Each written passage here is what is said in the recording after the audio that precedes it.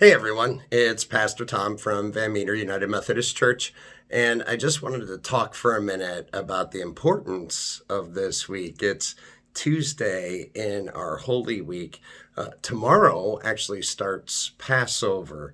And I know you've probably seen on the news a whole lot about how Easter is our time that we want to gather together and be together. And this is that time of year where we're just called to be a community. But yes, but it's actually kind of scriptural that we're not gathered together in large groups right now. You see, it's Holy Week, but tomorrow also starts the Passover. And the Passover, if you look in the Old Testament, especially in the book of Exodus, it's our oldest story as a people. And it really begins with God liberating his people.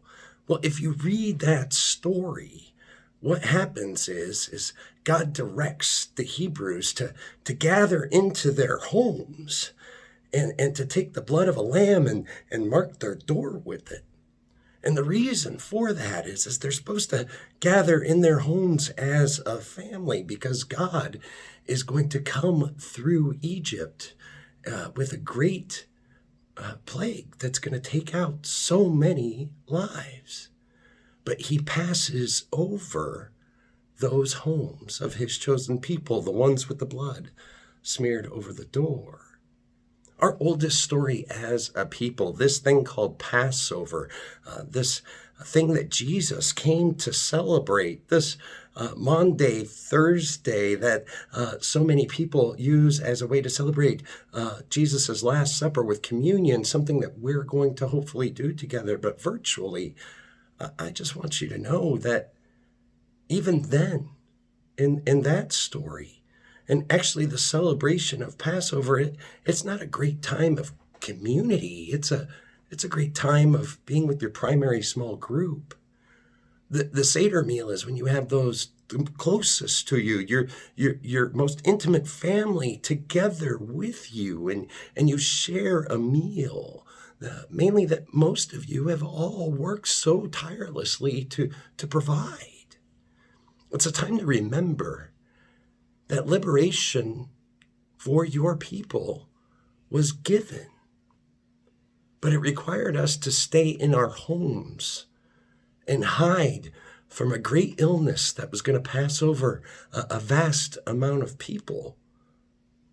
So this week, especially as you hear the words Passover or Last Supper or gathering together for Easter, remember that we are called to gather together, but with those that we are the most intimate with. And well, in this situation that we're in right now, hopefully that's who you're settling in with.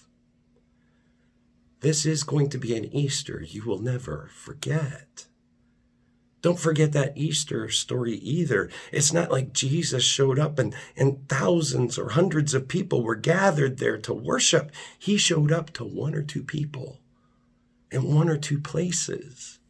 And then they gathered and shared those stories of how they saw him. It wasn't until Pentecost that people gathered in mass and began to talk about Jesus and proselytize. This moment that we have, this time that we're in of Holy Week and Easter, may it be one where you find yourself with those that you are the closest with. That you realize that Jesus has a place at that table with you.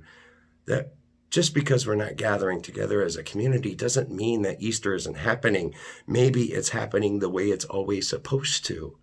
We're going to have all of our own little intimate Easter experiences throughout this week. And then when the time is right, and if you read that story, if you look at our calendar, Pentecost is much later.